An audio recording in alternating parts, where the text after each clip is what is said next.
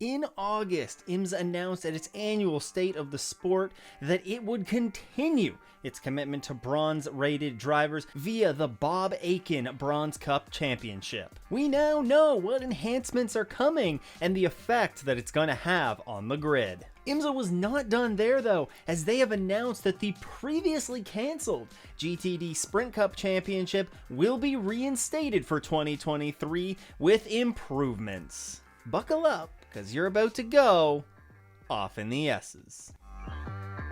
At IMSA's State of the Sport address in August, one of the key takeaways going into 2023 were enhancements that were going to be made for bronze drivers in order to encourage more teams to have a bronze driver on their roster. As a quick reminder for you, a bronze driver categorization is fairly vague right now. Bronze drivers are, generally speaking, drivers who have not met a silver rating but are deemed to have the performance of a bronze-based driver based on their driving in a monitored series. Now, 14 drivers officially took part so far in the Bob Akin Bronze Cup in 2022, which the winner of gets a Le Mans invite. Of those 14 drivers, Ryan Hardwick was the only one to compete even close to a full-time schedule, and the result of this was pretty non-competitive championship. In order to encourage more participation in the future, IMSA has implemented the following changes for bronze drivers competing in the WeatherTech Championship. In addition to the overall Bob Aitken Bronze Cup Championship, IMSA will recognize the top 3 bronze-rated finishers in the season standings during the WeatherTech Night of Champions. The first 15 minutes of Practice 2 for every WeatherTech Championship race will continue to be reserved for GTD, LMP2, and LMP3 classes. And the big enhancement for 2023, IMSA will allow a single driver of any categorization, bronze, silver, gold, or platinum, as shown on the FIA driver categorization list, to qualify the car to earn starting position and qualifying points.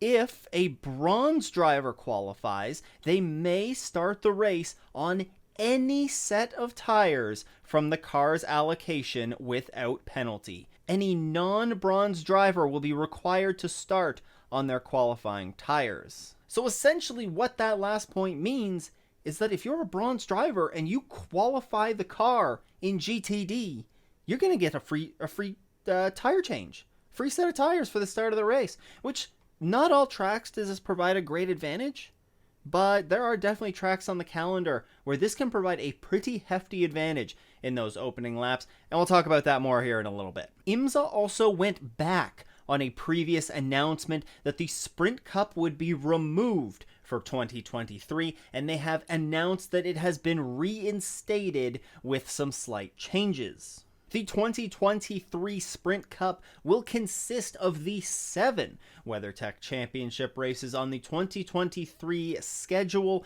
that are 2 hours and 40 minutes in length or shorter. There will also notably be no Sprint Cup only races in 2023, with the full WeatherTech Championship GTD schedule featuring all 11 races. Also of note with this announcement is bronze drivers will now have an adjusted minimum drive time of 35 minutes, which is down from the 45 minutes that was in 2022 for all non-endurance cup races. Now, what does this mean for GTD? Well, this is some pretty big news and could bring on a few changes to some team driver lineups. What this is going to do is it's going to encourage teams to bring on a bronze driver to the team, or even furthermore, develop a bronze driver within the team.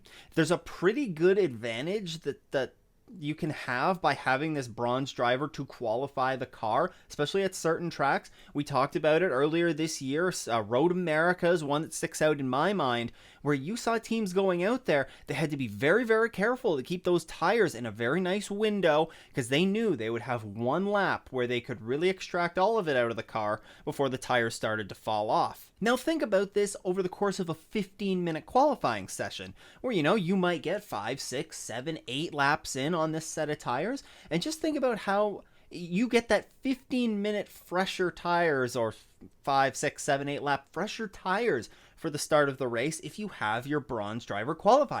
That can be a serious advantage, especially if you have a bronze driver that knows what they're doing. This could also affect some early race strategy. Bronze drivers being able to start the race in the car with the reduced minimum drive time as well, they can hop out of that car sooner with the pro driver coming in.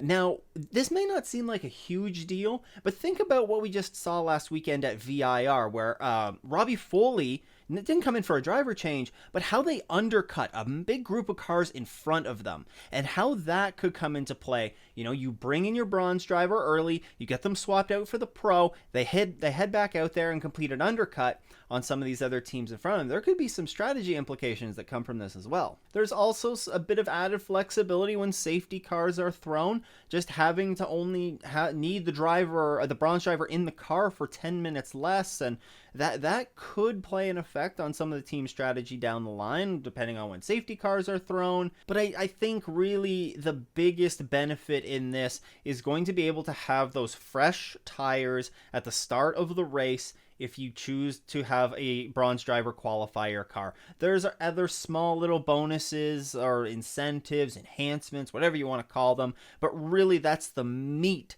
of these changes for GTD and for the Bob Aitken Bronze Cup in order to encourage more bronze drivers to come in. We'll see as the off-season rolls around and teams start announcing their lineups if there are going to be more bronze drivers, and hopefully there are some more that pop into the series, because it would be nice to see a little bit more competition for that Bronze Cup.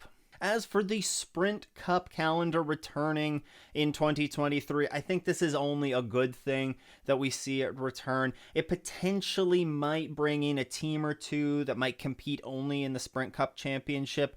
We always have one or two of those teams that come in from year to year. Rarely do they end up going through with the whole season. We saw Rick Ware Racing do it this year. Technically, Paul Miller Racing did it, although they were kind of forced to do that. They didn't really have an option because the BMW wasn't ready for them. So we might get an extra team or two there. But I think this is good. Just having that extra championship, if you have a rough go of it at a couple Endurance Cup races, you still have truly a championship to race for. And it's not just a nothing championship. It still means something. So having that remaining on the IMSA championship calendar, I guess, is good in my eyes. And then also removing those Sprint Cup only races that they had, I think, is a big plus as well. It makes it easier for the fans to follow. They don't need to think about like who is going to be racing here based on what championship and blah blah blah. Like, there is always going to be a reason for these teams. If they want to seriously compete for the full season championship, then they have to go to these previously Sprint Cup only races. And I think removing those and just having every race be part of the championship is a big plus in my books.